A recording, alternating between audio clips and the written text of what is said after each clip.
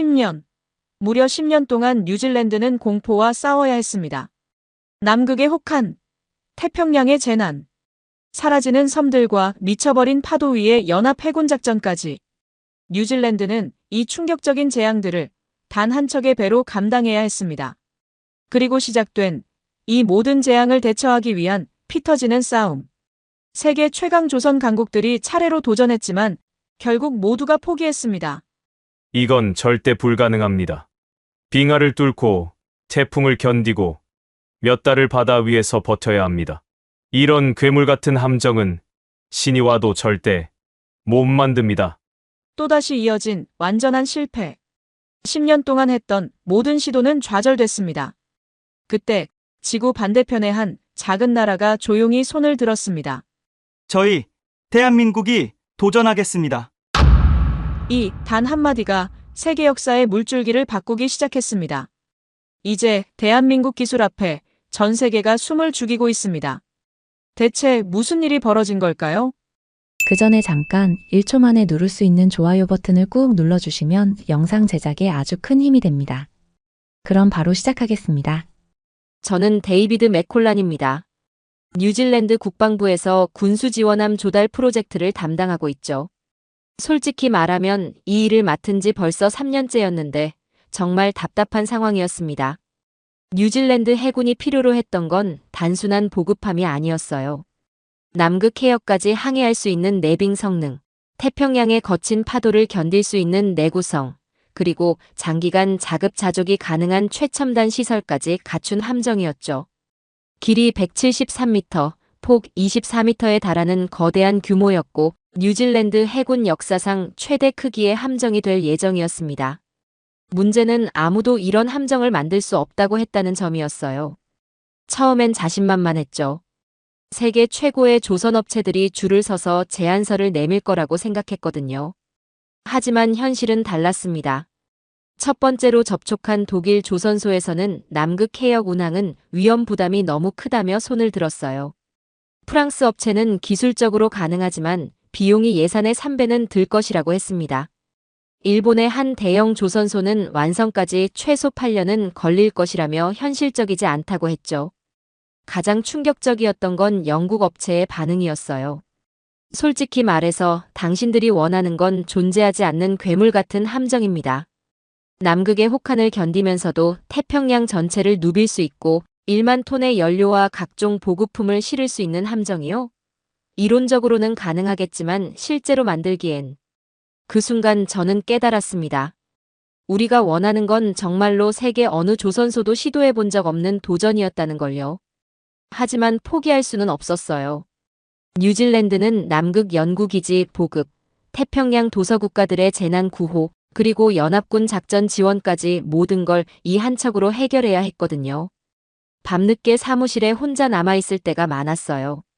책상 위에는 거절 메일들이 쌓여갔죠. 기술적 한계, 예산 초과, 일정 지연 불가피. 똑같은 이유들이었습니다. 동료들도 걱정하기 시작했어요. 마크 윌슨 국방부 차관이 제 사무실로 찾아왔을 때의 일이 기억나네요. 데이비드, 혹시 요구사항을 조금 줄여볼까? 남극 운항 능력을 포기하거나 아니면 크기를 줄이든지. 안 됩니다, 차관님. 우리에겐 이 모든 기능이 필요해요. 뉴질랜드가 남태평양에서 제 역할을 하려면 타협할 수 없는 부분들입니다. 그럼 예산을 늘리는 것도 고려해봐야겠네.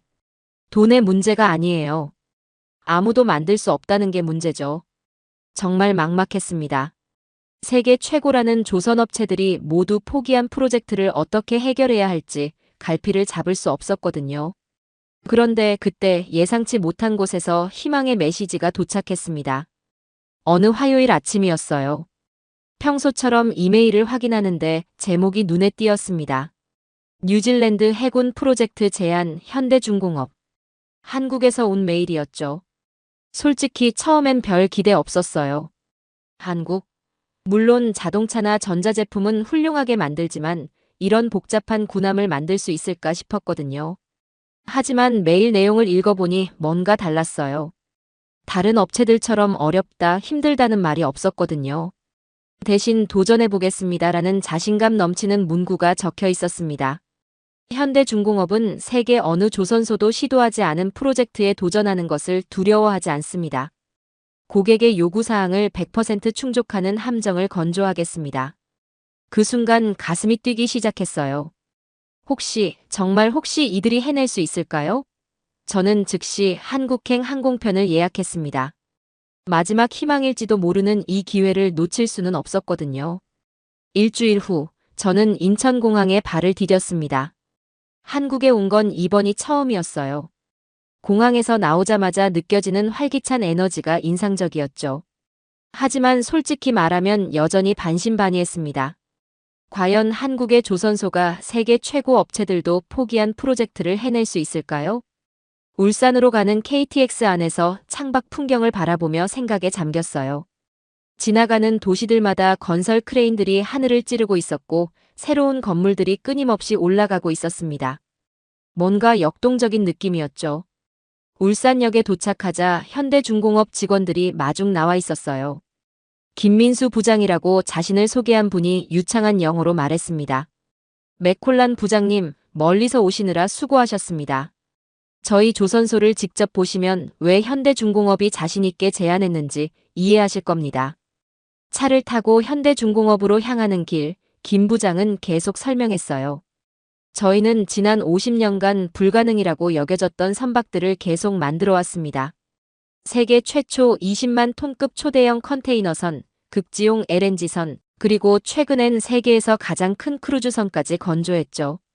하지만 이번 프로젝트는 차원이 다릅니다.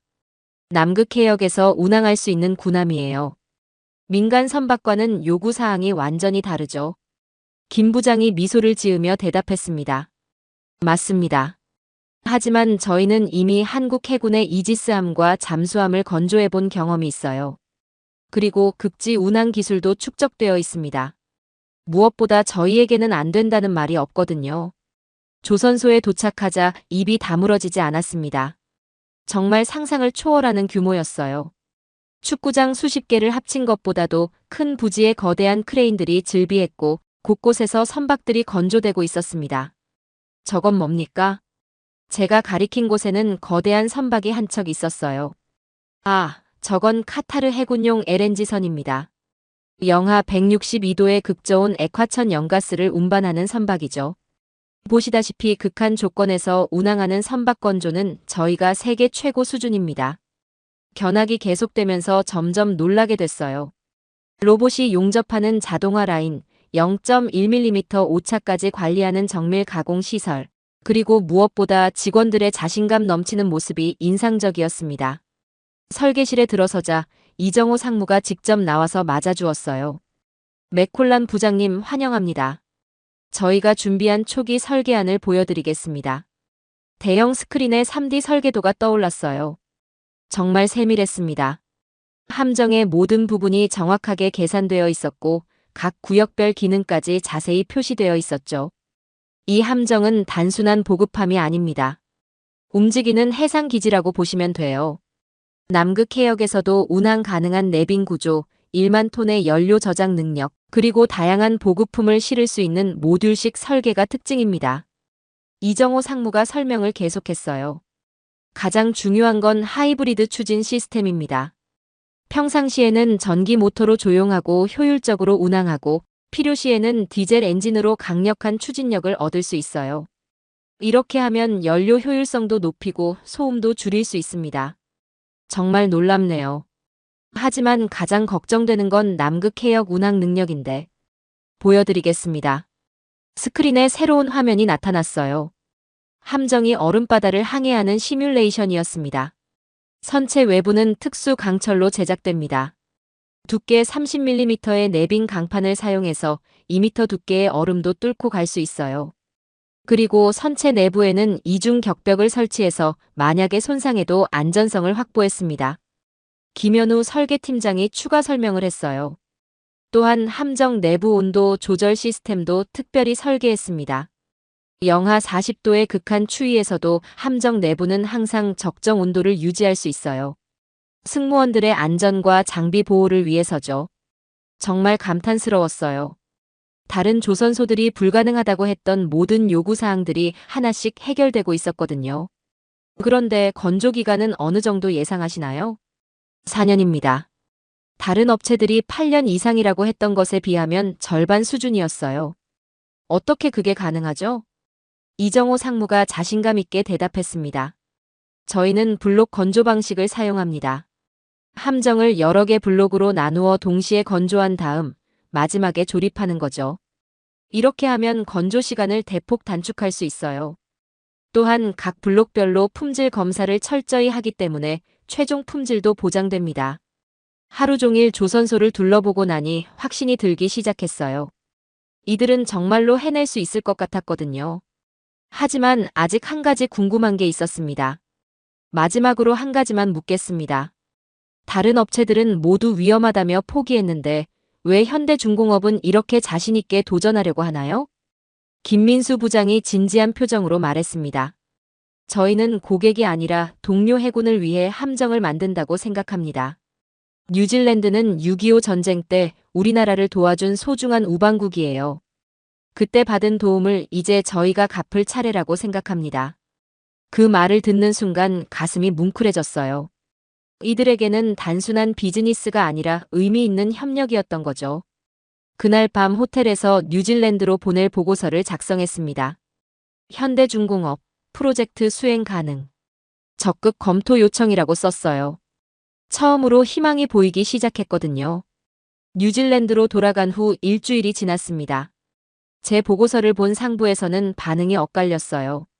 해군 참모총장 데이비드 프록터는 긍정적이었지만 국방부 일부에서는 여전히 의구심을 표했습니다. 한국 업체라.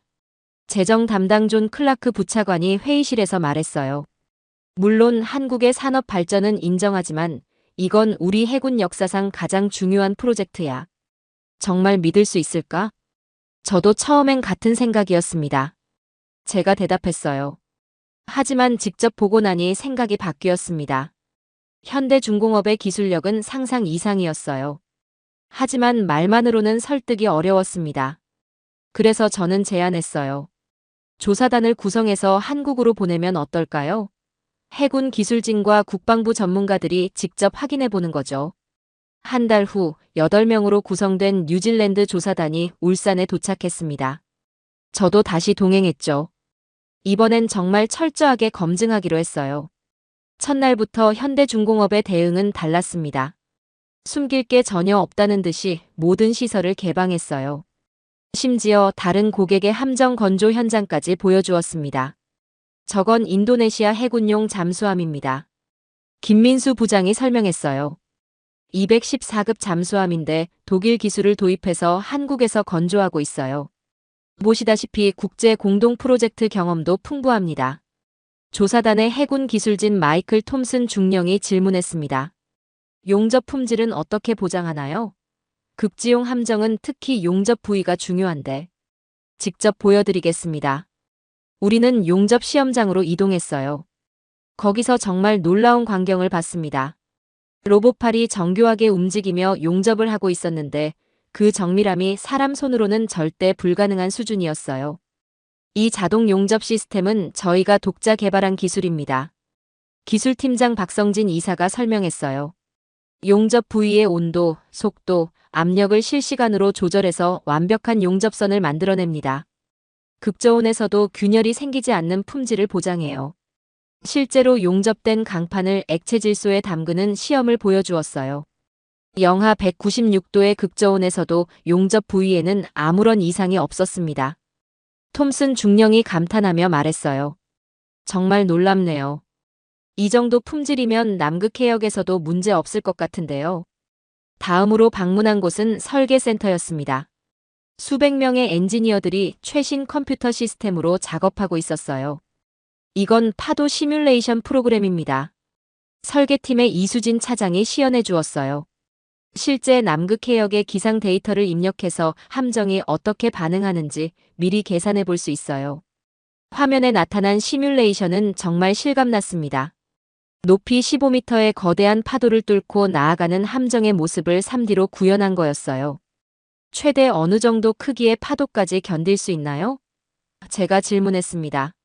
시속 200km의 강풍과 20m 높이의 파도까지 안전하게 항해할 수 있도록 설계했습니다. 이는 남극 해역에서 발생할 수 있는 최악의 기상 조건보다도 높은 수준이에요. 조사단의 기계공학 전문가인 로버트 화이트 박사가 놀라워했어요. 이런 시뮬레이션 기술은 유럽에서도 보기 힘든 수준인데요. 정말 인상적입니다. 세 번째 날에는 실제 함정 건조 현장을 방문했습니다. 거대한 선체 블록들이 정밀하게 조립되는 과정을 지켜봤어요. 저기 보시는 게 함정의 중앙 블록입니다. 현장 관리자가 설명했어요. 길이 50m, 높이 20m 크기인데 무게가 2,000톤이 넘어요. 하지만 크레인으로 들어올릴 때 오차는 5cm 이내입니다. 정말 믿기 어려운 정밀도였어요. 축구장 절반 크기의 거대한 철덩어리를 5cm 오차로 조립한다는 게 가능한 일인가요? 어떻게 그런 정밀도가 가능하죠? 톰슨 중령이 물었습니다. 모든 블록에 GPS와 레이저 측정 시스템이 부착되어 있어요. 실시간으로 위치를 측정해서 컴퓨터가 자동으로 조정합니다. 조사단원들은 모두 입을 다물지 못했어요. 이런 기술력은 정말 상상도 못했거든요. 가장 인상적이었던 건 품질 관리 시스템이었습니다. 모든 작업 과정이 실시간으로 기록되고 문제가 발생하면 즉시 알람이 울리는 시스템이었어요. 이 시스템으로 함정의 모든 부품을 추적할 수 있습니다. 품질관리팀장 강태호 부장이 설명했어요. 나사 하나까지도 언제, 누가, 어디서 설치했는지 기록이 남아요. 만약 나중에 문제가 생기면 즉시 원인을 찾을 수 있죠. 마지막 날에는 이미 완성된 함정들을 둘러봤습니다. 한국 해군의 이지스함 세종대왕함을 직접 탑승해 볼 기회도 있었어요. 이 함정도 저희가 건조했습니다. 김민수 부장이 자랑스럽게 말했어요. 미국의 이지스 시스템과 유럽의 각종 장비들을 완벽하게 통합했어요. 국제 공동 프로젝트의 성공 사례죠. 함정 내부를 둘러보니 정말 최첨단이었어요. 모든 시설이 완벽하게 작동했고 승무원들의 만족도도 매우 높았습니다. 한국 해군 함장과의 면담에서 들은 이야기가 특히 기억에 남아요. 현대중공업은 단순히 함정을 만드는 게 아니라 우리와 함께 고민하고 개선해 나가는 파트너입니다. 설계 단계에서부터 승무원들의 의견을 적극 반영해 주었고 완성 후에도 지속적으로 업그레이드를 지원해 주고 있어요. 5일간의 조사를 마치고 뉴질랜드로 돌아가는 비행기 안에서 조사 단원들과 대화를 나누었습니다. 톰슨 중령이 말했어요. 솔직히 처음엔 반신반의했는데 이제는 확신합니다. 현대중공업은 우리가 원하는 함정을 완벽하게 만들 수 있어요. 화이트 박사도 동의했습니다. 기술 수준으로 보면 세계 최고예요. 특히 자동화 시스템과 품질 관리는 유럽이나 미국보다도 앞서 있다고 봅니다. 재정 담당 클라크 부차관마저도 생각이 바뀌었어요. 가격 대비 성능을 고려하면 최선의 선택인 것 같습니다. 다른 업체들보다 30% 저렴하면서도 품질은 오히려 더 좋으니까요. 뉴질랜드에 도착하자마자 긴급 회의가 소집되었습니다. 조사단의 만장일치 보고였어요. 현대중공업에 맡기는 것이 최선입니다. 하지만 아직 한 가지 큰 장벽이 남아 있었습니다. 정치적인 결정이었죠. 조사단의 긍정적인 보고에도 불구하고 정작 국방부 고위층과 정치권에서는 미묘한 반응이 나왔습니다. 기술적으로는 완벽하다고 인정하면서도 뭔가 다른 고민들이 있었던 거죠. 문제는 국방위원회 회의에서 터졌습니다. 야당 의원인 리처드 해리슨이 강하게 반발하고 나선 거예요. 한국 업체라고요? 정말 신중하게 생각해봐야 할 문제 아닌가요? 이건 단순한 상업적 거래가 아니라 국가 안보에 관련된 문제입니다. 국방장관 론 마크가 대답했습니다. 의원님, 조사단의 보고서를 보시면 기술적으로는 전혀 문제가 없다고. 기술이 문제가 아닙니다. 해리슨 의원이 목소리를 높였어요. 우리의 전통적인 동맹국들이 있잖아요. 영국, 미국, 호주. 왜 굳이 아시아 업체를 선택해야 하죠? 회의실 분위기가 무거워졌습니다. 사실 이런 반응은 예상했었어요. 뉴질랜드는 오랫동안 서구 중심의 군사 협력을 유지해왔거든요. 여당 의원인 제클린 딘이 반박했습니다. 하지만 의원님, 다른 업체들은 모두 포기했잖아요. 현실적으로 대안이 있나요? 있습니다. 해리슨 의원이 서류를 꺼내 들었어요. 영국의 BAE 시스템즈에서 새로운 제안이 왔어요. 기존 설계를 수정해서 가능할 것 같다고 하더군요. 저는 깜짝 놀랐어요. BAE 시스템즈는 이미 6개월 전에 불가능하다며 손을 들었던 업체였거든요. 회의 후 저는 급히 BAE 시스템즈의 새로운 제안서를 검토했습니다. 읽어보니 정말 실망스러웠어요. 원래 우리가 요구했던 사양의 70% 수준으로 대폭 축소된 내용이었거든요. 남극 운항 능력은 제한적으로, 적재 용량은 기존 요구의 60%로, 건조 기간은 7년으로 늘어나 있었어요.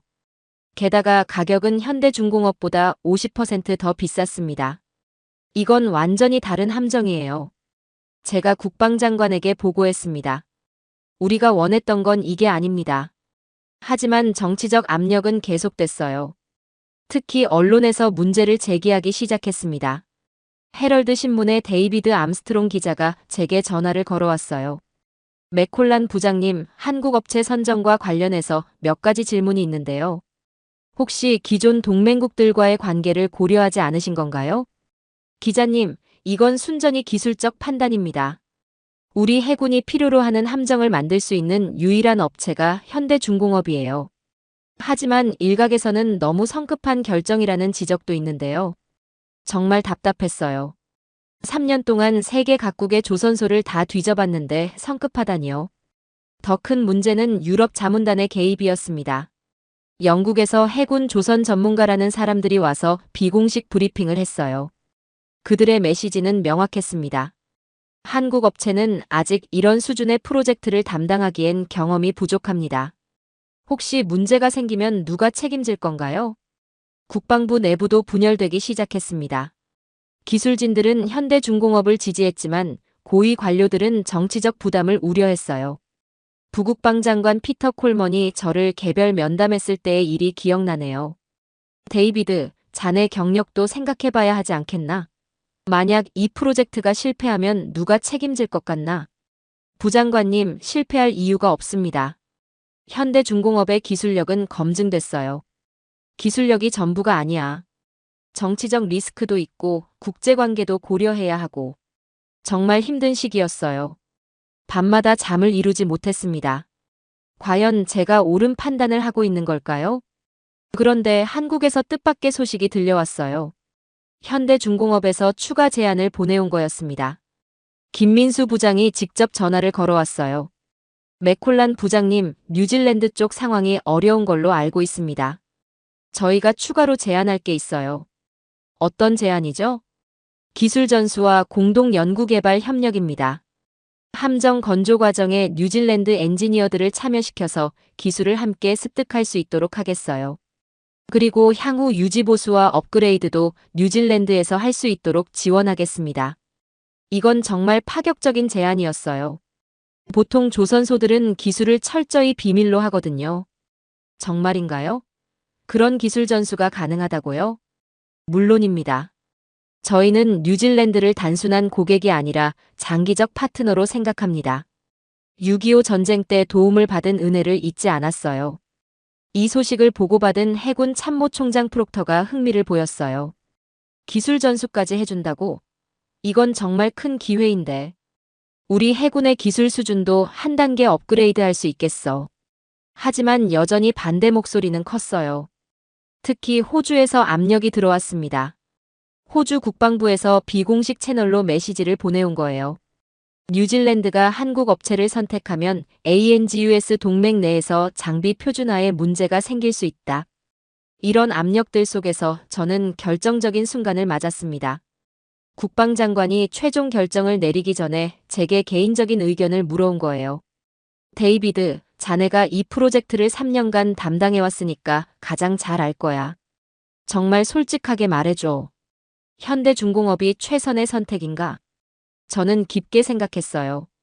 제 경력도 중요하고 정치적 부담도 이해했습니다. 하지만 가장 중요한 건 뉴질랜드 해군이 정말 필요로 하는 함정을 얻는 것이었어요. 장관님, 저는 현대중공업이 유일한 선택이라고 생각합니다. 다른 업체들의 제안은 우리가 원하는 것과 전혀 다른 함정이에요. 정치적 부담이 있더라도 군사적 필요가 우선되어야 한다고 봅니다. 장관님이 잠시 침묵했다가 말했어요. 알겠네. 자네 말이 맞는 것 같아. 우리는 정치가 아니라 국방을 책임지는 사람들이니까. 드디어 결정의 순간이 왔습니다. 과연 뉴질랜드 정부는 어떤 선택을 할까요? 그리고 이 결정이 저에게는 어떤 의미가 될까요? 2016년 7월 15일, 드디어 발표가 있었습니다. 론 마크 국방장관이 기자회견장에서 공식 발표했어요. 뉴질랜드 정부는 신형 군수지원함 건조 사업자로 대한민국의 현대중공업을 선정했습니다. 그 순간 저는 정말 안도의 한숨을 내쉬었어요. 3년간의 긴 여정이 드디어 결실을 맺는 순간이었거든요. 하지만 동시에 새로운 부담감도 느꼈습니다. 이제 정말로 현대중공업이 약속을 지킬 수 있는지 지켜봐야 했으니까요. 계약 체결을 위해 다시 한국으로 향했습니다. 이번엔 국방장관과 해군 참모총장까지 동행하는 대규모 대표단이었어요. 울산 현대중공업 본사에서 열린 계약식은 정말 감동적이었습니다. 한영석 현대중공업 사장이 직접 나와서 인사했어요. 뉴질랜드의 신뢰에 깊이 감사드립니다. 저희는 이 프로젝트를 단순한 사업이 아니라 두 나라 간의 우정을 새롭게 써가는 역사로 여기겠습니다. 계약서에 서명하는 순간 현장에 있던 모든 사람들이 박수를 쳤어요. 정말 꿈 같은 순간이었습니다. 하지만 진짜 시험은 이제부터였어요. 과연 현대중공업이 약속한 대로 해낼 수 있을까요? 첫 번째 놀라움은 설계 단계에서 나타났습니다. 보통 이런 복잡한 함정의 상세 설계에는 1년 이상이 걸리는데 현대중공업은 6개월 만에 완성해버린 거예요. 어떻게 이렇게 빨리 할 수 있었죠? 제가 김민수 부장에게 물어봤습니다. 저희는 계약 발표 전부터 이미 준비하고 있었어요. 뉴질랜드가 선택해줄 거라고 확신했거든요. 김 부장이 웃으며 대답했어요. 설계도를 받아본 뉴질랜드 해군 기술진들은 정말 놀라워했습니다. 우리가 요청했던 모든 사양이 완벽하게 반영되어 있었을 뿐만 아니라 추가적인 개선 사항까지 포함되어 있었거든요. 이 설계대로 하면 원래 계획보다 연료 효율이 15% 더 좋아질 것 같은데요. 해군 기술진 톰슨 중령이 감탄했어요. 맞습니다. 저희가 최신 하이브리드 기술을 적용했거든요. 현대중공업 설계팀이 설명했어요. 두 번째 놀라움은 강제 절단식에서 벌어졌습니다. 2017년 3월 함정 건조를 시작하는 첫 강제 절단 행사에 참석했는데 정말 엄숙하면서도 감동적인 순간이었어요. 거대한 레이저 절단기가 첫 번째 강판을 자르는 순간 현장에 있던 한국과 뉴질랜드 관계자들이 모두 숨을 죽이고 지켜봤습니다. 그리고 완벽하게 절단된 강판을 보는 순간 모든 사람이 박수를 쳤어요. 이제 정말 시작이네요. 프록터 참모총장이 저에게 말했어요. 네, 드디어 꿈이 현실이 되고 있습니다. 하지만 가장 큰 놀라움은 건조 과정에서 나타났습니다. 현대중공업의 작업 속도와 품질이 정말 상상을 초월했거든요. 3개월마다 진행 상황을 점검하러 울산을 방문했는데 갈 때마다 함정의 모습이 눈에 띄게 변해 있었어요. 처음엔 강판 몇 개에 불과했던 게 6개월 후엔 거대한 블록들로 조립되고 1년 후엔 함정의 윤곽이 뚜렷하게 드러났습니다. 정말 빠르네요. 이런 속도로 가면 예정보다 일찍 완성될 것 같은데요. 제가 물어봤습니다. 저희 목표는 약속한 일정보다 6개월 빨리 완성하는 거예요. 현장 책임자가 자신만만하게 대답했어요. 그리고 정말로 그들의 말이 맞았습니다. 모든 공정이 계획보다 앞서 진행됐어요. 특히 인상적이었던 건 품질 관리였습니다.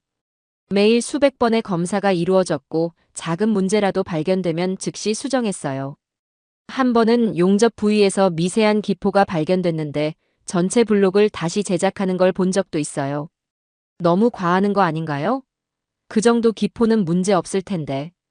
제가 말했더니 현장 관리자가 단호하게 대답했어요. 안 됩니다.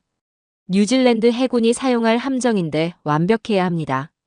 저희 기준에 조금이라도 못 미치면 다시 만드는 게 원칙이에요. 이런 자세를 보면서 정말 감동받았어요. 이들은 정말로 자부심을 가지고 일하고 있었거든요. 2018년 중반쯤 함정의 핵심인 추진 시스템을 설치하는 과정을 지켜볼 기회가 있었어요. 거대한 디젤 엔진과 전기 모터가 정밀하게 조립되는 모습은 정말 장관이었습니다. 이 하이브리드 시스템은 세계 최초로 군함에 적용되는 기술입니다. 엔지니어가 설명했어요. 평상시엔 전기 모터로 조용하게 운항하고 필요할 때는 디젤 엔진으로 강력한 추진력을 낼 수 있어요. 실제로 시험 가동을 해보니 정말 놀라웠어요. 전기 모터 모드에서는 거의 소음이 없었고 디젤 모드로 전환하는 데는 30초도 걸리지 않았습니다. 2019년 초 함정이 거의 완성되어 갈 무렵 가장 중요한 시험이 시작됐습니다. 바로 내빙 성능 테스트였어요. 이건 정말 중요한 시험이었는데 남극 해역 운항 능력을 좌우하는 핵심이었거든요. 시험을 위해 특별히 제작된 얼음 수조에서 축소 모델로 테스트했습니다. 두께 50cm의 인공 얼음을 뚫고 나아가는 모습을 보면서 정말 신기했어요. 실제 함정은 2m 두께의 얼음도 뚫을 수 있습니다. 시험 담당자가 설명했어요. 하지만 가장 감동적이었던 순간은 함정에 이름을 새기는 명명식이었습니다. 2019년 10월 25일 뉴질랜드 총독 패시 레디가 직접 참석한 가운데 함정에 아오테아로아라는 이름이 새겨졌어요. 아오테아로아는 마오리어로 길고 흰 구름의 나라라는 뜻입니다. 총독이 연설에서 말했어요. 이 함정이 뉴질랜드의 자랑스러운 상징이 되기를 바랍니다. 그 순간 정말 뭉클했어요. 3년 전만 해도 불가능해 보였던 일이 현실이 되고 있었거든요. 마지막 해상 시험은 정말 긴장되는 순간이었습니다. 2020년 초 아오테아로아함이 처음으로 바다에 나갔어요. 모든 시스템이 완벽하게 작동하는지 확인하는 중요한 시험이었죠. 엔진 시동. 함장의 명령이 떨어지자 거대한 함정이 부드럽게 움직이기 시작했어요. 속도 테스트, 조향 테스트, 정박 테스트. 모든 것이 완벽했습니다. 특히 하이브리드 시스템의 성능은 기대 이상이었어요. 최고 속도 16.5노트 달성. 시험 요원이 보고했습니다. 계획했던 16노트보다도 빨랐어요. 시험을 마치고 부두로 돌아오는 길, 저는 정말 감개무량했습니다. 모든 사람이 불가능하다고 했던 일을 현대중공업이 해낸 거예요. 그것도 약속한 것보다 더 좋은 성능으로 말이죠. 그날 밤 축하 만찬에서 한영석 사장이 말했어요. 이제 정말 기적이 완성됐습니다. 아오테아로아함은 단순한 함정이 아니라 한국과 뉴질랜드의 우정의 상징입니다. 정말 기적이었어요. 불가능해 보였던 모든 것이 현실이 되고 있었으니까요. 2020년 6월 10일, 드디어 그날이 왔습니다. 아오테아로아함의 공식 인도식이 열리는 날이었어요. 울산 현대중공업 본사 부두에는 한국과 뉴질랜드 양국의 국기가 나란히 걸려 있었고 거대한 아오테아로아함이 장엄하게 정박해 있었습니다. 인도식에는 뉴질랜드에서 온 고위 인사들과 현대중공업 관계자들, 그리고 양국 언론진까지 모여들었어요. 저도 물론 참석했죠. 4년간의 긴 여정을 마무리하는 역사적인 순간이었으니까요. 가장 먼저 현대중공업 한영석 사장의 환영사가 있었습니다. 오늘은 현대중공업뿐만 아니라 대한민국에게도 매우 뜻깊은 날입니다. 70년 전 6.25 전쟁 때 우리를 도왔던 뉴질랜드에 이제 우리가 최첨단 함정으로 보답할 수 있게 되었습니다. 한 사장의 목소리에서 진정성이 느껴졌어요. 이것이 단순한 비즈니스가 아니라는 걸 모든 사람이 알 수 있었죠. 이어서 뉴질랜드 데이비드 프록터 해군 참모총장이 연단에 올랐습니다. 평소 냉정하고 엄격한 분으로 알려진 분인데 그날따라 표정이 남달랐어요. 저는 40년간 해군에 복무하면서 수많은 함정을 봐왔습니다. 프록터 총장이 말을 시작했어요. 하지만 아오테아로아함만큼 완벽한 함정은 본 적이 없습니다. 그러더니 갑자기 목소리가 떨리기 시작했어요. 이 함정은 단순히 뉴질랜드 해군의 새로운 전력이 아닙니다. 대한민국의 정성과 기술, 그리고 우정이 담긴 작품입니다. 총장님이 잠시 말을 멈추고 고개를 숙였어요. 그 순간 저도 모르게 가슴이 뭉클해졌습니다.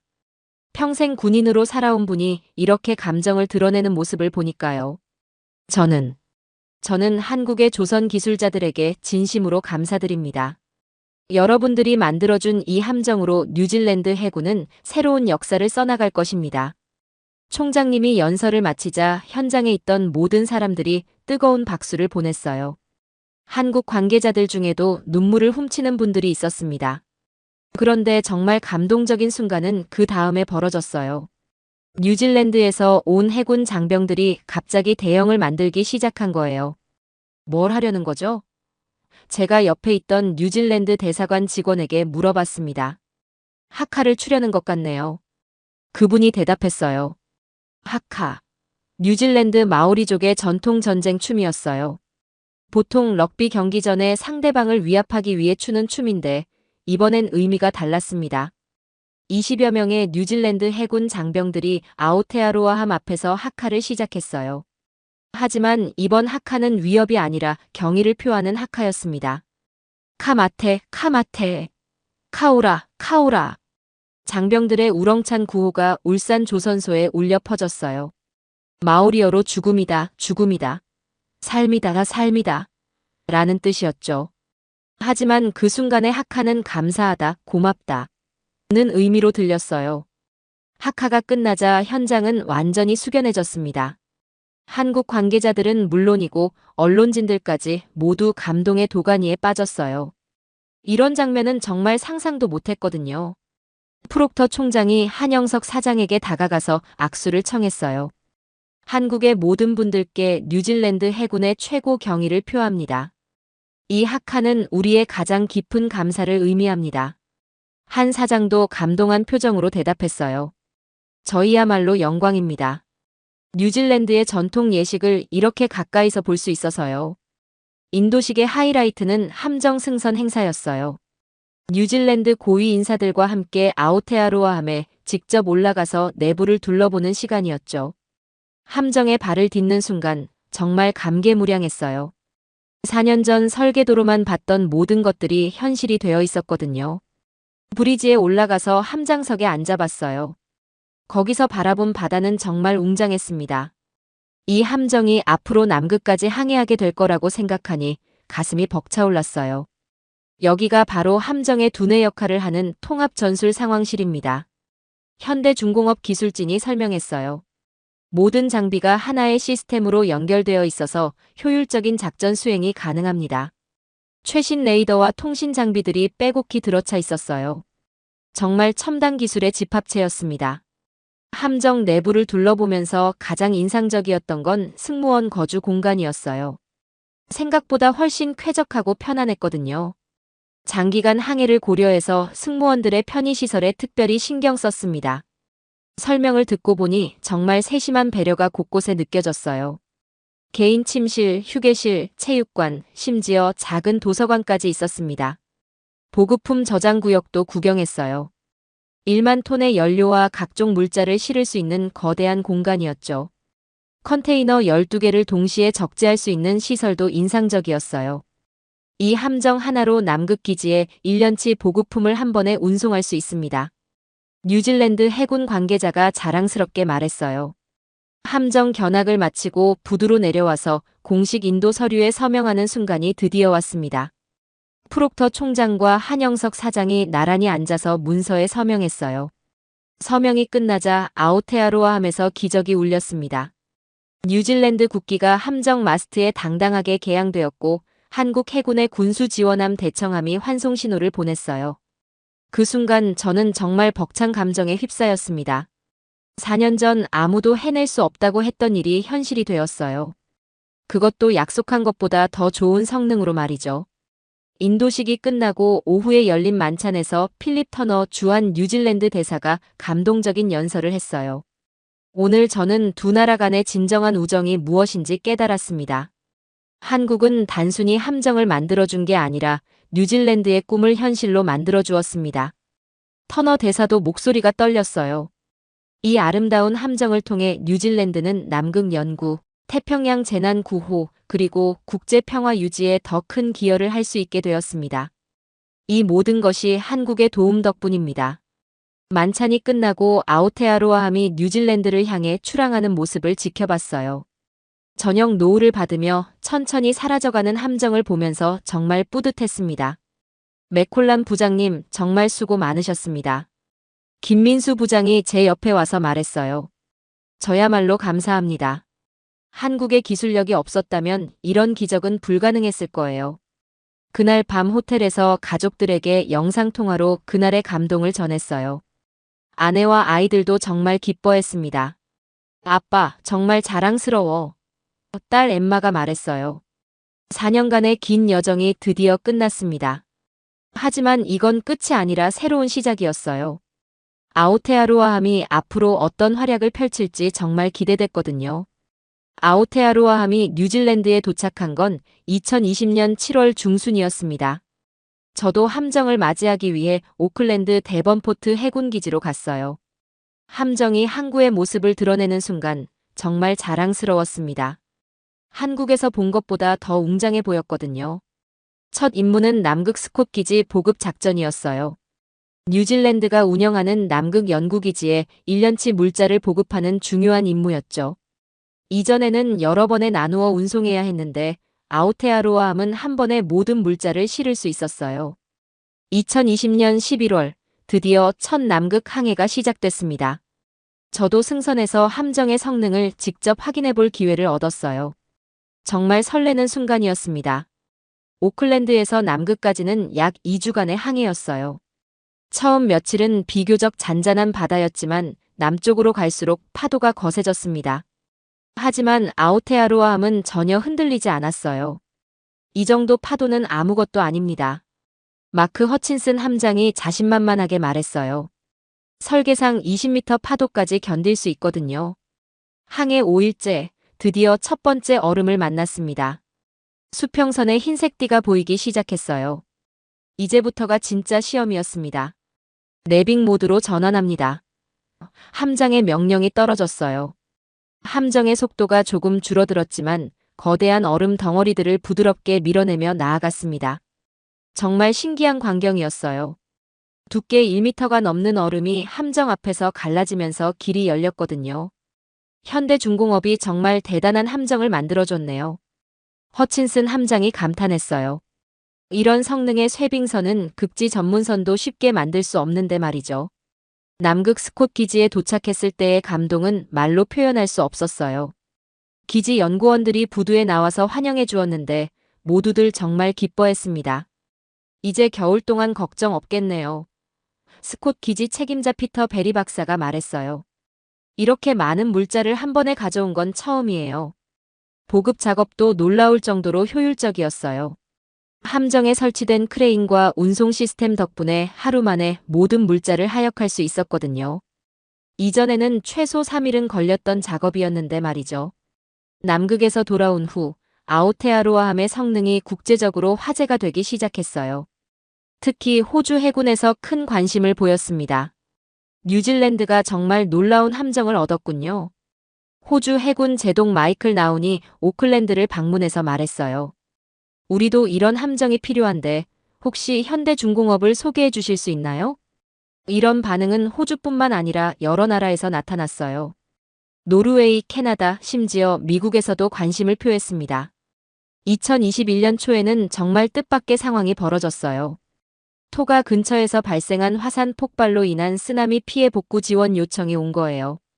태평양 도서 국가들의 재난 구호는 우리의 중요한 역할입니다. 프록터 참모총장이 긴급 회의에서 말했어요. 아오테아로아함의 첫 번째 인도적 지원 임무가 되겠네요.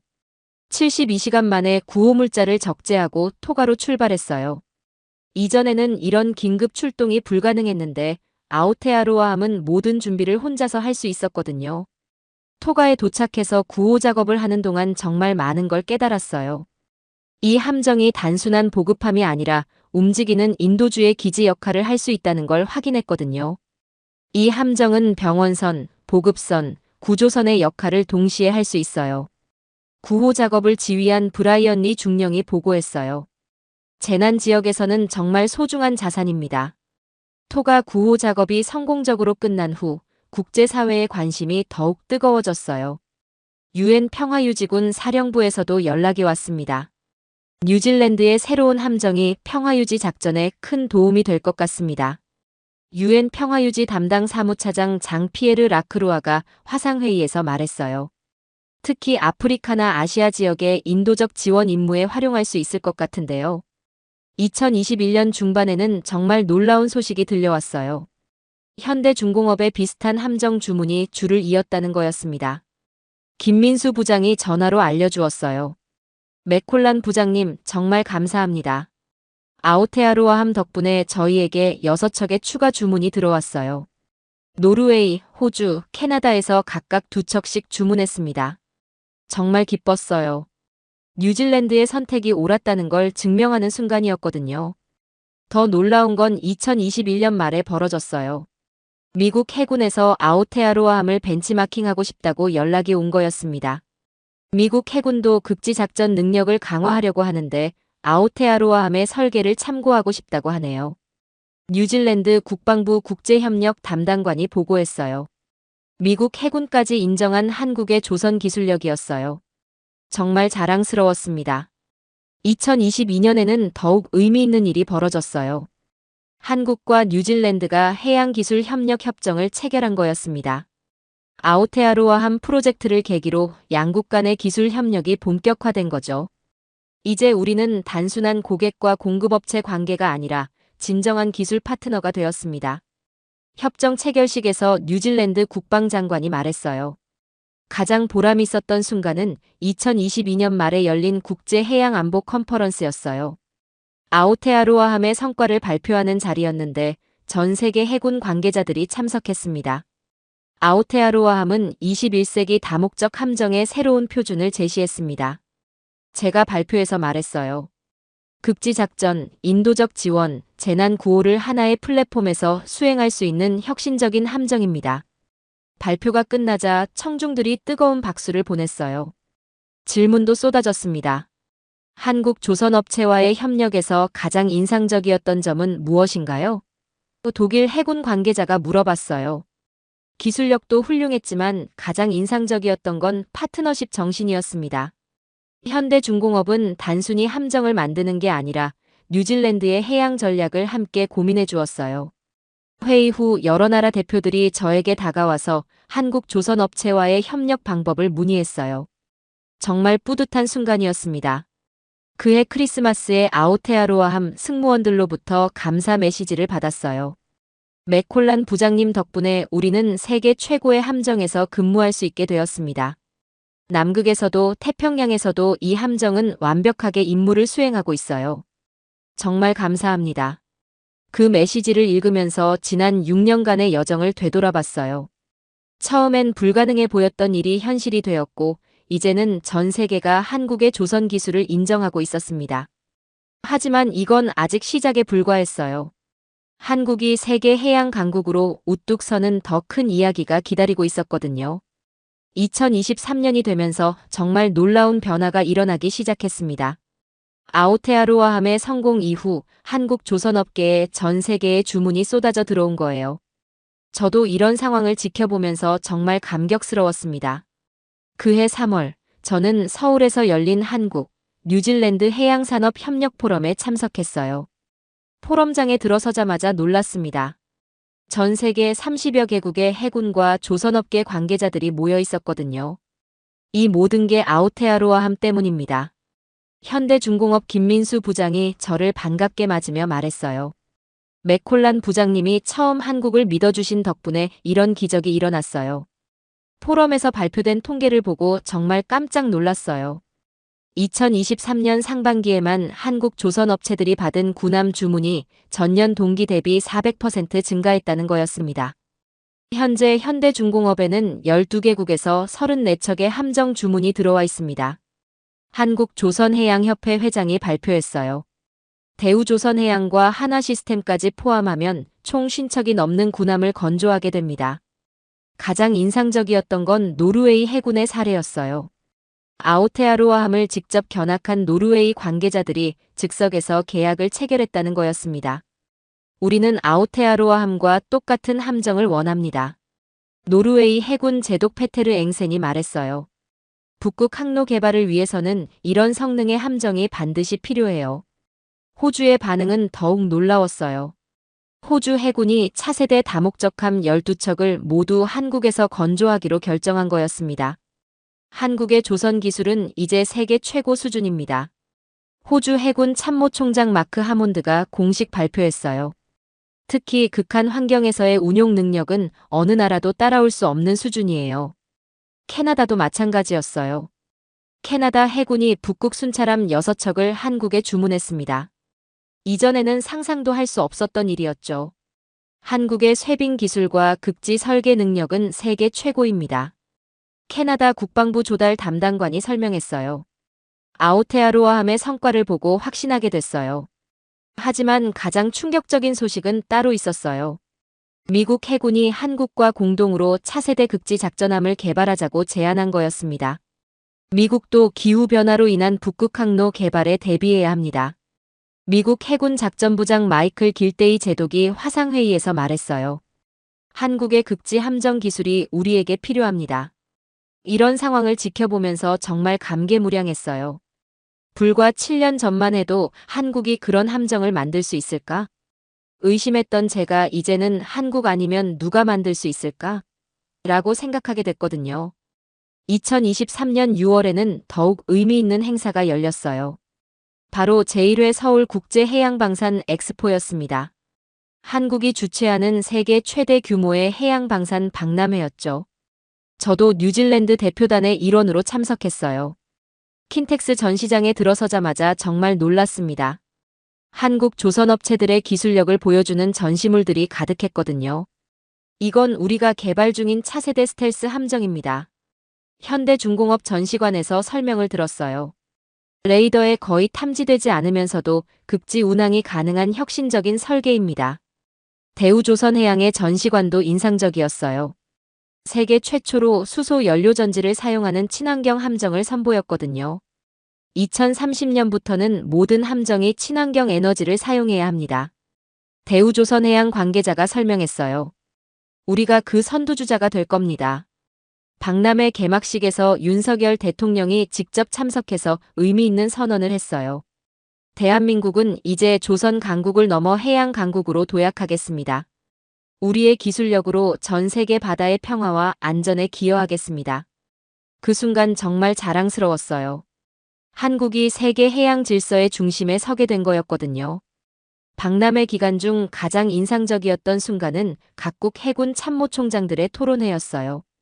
미국, 영국, 프랑스, 독일, 호주, 일본 등 주요국 해군 순회들이 모두 참석했습니다. 21세기 해양 안보의 핵심은 기술력입니다. 미국 해군 참모총장이 말했어요. 그리고 그 기술력에서 한국이 세계를 선도하고 있습니다. 영국 해군 참모총장도 비슷한 발언을 했어요. 한국의 조선 기술은 이제 영국이 배워야 할 수준에 도달했습니다. 특히 극지작전 능력은 우리가 따라갈 수 없는 경지에 있어요. 이런 발언들을 들으면서 정말 기분이 좋았어요. 한때 조선업의 종주국이라고 자부했던 나라들이 이제는 한국을 인정하고 있었거든요. 박람회 마지막 날에는 특별한 행사가 있었어요. 아오테아로아함이 부산항에 입항해서 일반인들에게 공개되는 행사였죠. 이 함정을 보러 3만 명이 넘는 시민들이 몰렸습니다. 부산시 관계자가 놀라워했어요. 한국이 만든 함정에 이렇게 많은 관심을 보이다니 정말 의외네요. 시민들의 반응도 뜨거웠어요. 우리나라가 이런 엄청난 배를 만들 수 있다니 정말 자랑스럽네요. 한 시민이 감탄하며 말했어요. 우리 아이가 나중에 이런 배를 만드는 엔지니어가 됐으면 좋겠어요. 어떤 부모는 아이에게 설명해주고 있었어요. 아오테아로아함 견학을 마치고 부산 해운대에서 열린 만찬에 참석했어요. 전 세계 해군과 조선업계 관계자들이 모인 자리였죠. 건배사를 하면서 정말 감격스러웠어요. 7년 전 현대중공업을 처음 방문했을 때만 해도 이런 날이 올 거라고는 상상도 못했습니다. 제가 마이크를 잡고 말했어요. 하지만 한국의 기술자들이 불가능을 가능으로 만들어냈습니다. 현장에 있던 모든 사람들이 박수를 쳤어요. 아오테아로아함은 단순한 함정이 아닙니다. 한국과 뉴질랜드의 우정의 상징이자 한국이 세계 해양 강국으로 거듭나는 출발점이었습니다. 한영석 현대중공업 회장도 감동적인 연설을 했어요. 저희는 앞으로도 세계 평화와 안전을 위해 최선의 함정을 만들어 나가겠습니다. 한국의 기술력으로 전 세계 바다를 더 안전하게 만드는 것이 저희의 사명입니다. 만찬이 끝나고 부산항을 내려다보는 전망대에 올라갔어요. 수많은 함정들이 정박해 있는 모습을 보면서 정말 벅찬 감정이 들었습니다. 김민수 부장이 제 옆에 와서 말했어요. 맥콜란 부장님, 정말 감사합니다. 부장님이 처음 한국을 믿어주지 않았다면 이 모든 기적은 없었을 거예요. 아닙니다. 이 모든 건 한국의 기술력과 성실함 덕분이에요. 저는 그냥 그걸 먼저 알아본 것뿐입니다. 그날 밤 호텔에서 가족들과 영상통화를 했어요. 아빠, 뉴스에서 봤어요. 한국이 정말 대단한 나라가 됐네요. 딸 엠마가 신나게 말했어요. 그래, 정말 놀라운 변화야. 아빠가 처음 한국에 갔을 때만 해도 이런 일이 일어날 거라고는 상상도 못했어. 아내도 자랑스러워했어요. 당신이 옳은 선택을 했다는 게 증명됐네요. 정말 뿌듯할 것 같아요. 2024년 현재 한국은 명실상부한 세계 해양 강국이 되었습니다. 조선업 수주량 세계 1위는 물론이고 기술력에서도 세계를 선도하고 있어요. 특히 극지 함정과 친환경 함정 분야에서는 한국을 따라올 나라가 없습니다. 전 세계 해군이 한국의 기술을 배우려고 하고 있어요. 아오테아로아함으로 시작된 이 모든 변화를 지켜보면서 정말 감격스럽습니다. 한때 원조를 받았던 나라가 이제는 세계 최고의 기술 강국이 되었어요. 그리고 이 모든 것의 시작은 7년 전 울산에서 만난 한국인들의 해보겠습니다라는 한마디였습니다. 그들은 정말로 불가능을 가능으로 만들어냈어요. 지금 이 순간에도 한국의 조선소에서는 더 놀라운 함정들이 건조되고 있습니다. 한국의 기술력으로 만들어질 미래의 바다가 정말 기대됩니다. 대한민국, 정말 자랑스러운 해양 강국입니다. 오늘의 사연은 여기까지입니다.